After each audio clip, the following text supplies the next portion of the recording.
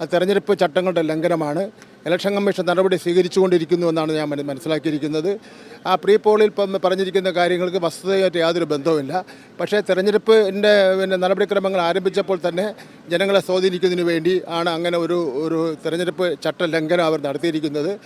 മറ്റാര് ചെയ്യുന്ന കുറ്റത്തേക്കാൾ ഗൗരവമുള്ള കുറ്റമാണ് ശ്രീലേഖ ചെയ്തിരിക്കുന്നത്. അത് BJP ഓഫീസിൽ നിന്നുള്ളതാണല്ലോ. അത് BJPയുടെ ഓഫീസിൽ നിന്ന് തയ്യാറാക്കി ശ്രീലേഖ മുഖാന്തരം പുറത്തുവിട്ട സ്ക്രീൻ ഷോട്ടാണ്.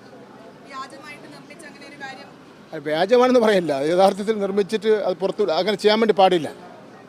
തെരഞ്ഞെടുപ്പ് ചട്ടങ്ങൾക്കെതിരാണ്.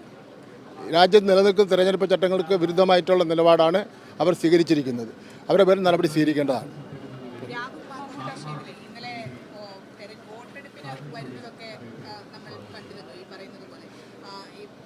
ഇത്രയും അഹങ്കാരത്തോടു കൂടിയും ധിക്കാരത്തോടു കൂടിയും കേരള ജനതയെ വെല്ലുവിളിച്ചുകൊണ്ടും മാധ്യമങ്ങളെ വെല്ലുവിളിച്ചുകൊണ്ടും ഒരു തൻ്റേടിയായിട്ടുള്ള ഒരു വ്യക്തിയെ ഇന്ന് കേരളം ഇതുവരെ കണ്ടിട്ടില്ല. ഇത് കേരളം തള്ളിക്കളഞ്ഞ ഒരു വ്യക്തിത്വമാണ് അദ്ദേഹത്തിന്.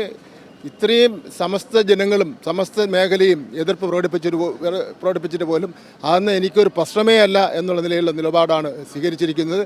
അത് ഈ തദ്ദേശ സ്വയംഭരണ സ്ഥാപനങ്ങളുടെ തെരഞ്ഞെടുപ്പിലൂടെ കോൺഗ്രസിന് ജനങ്ങൾ മറുപടി കൊടുത്തു.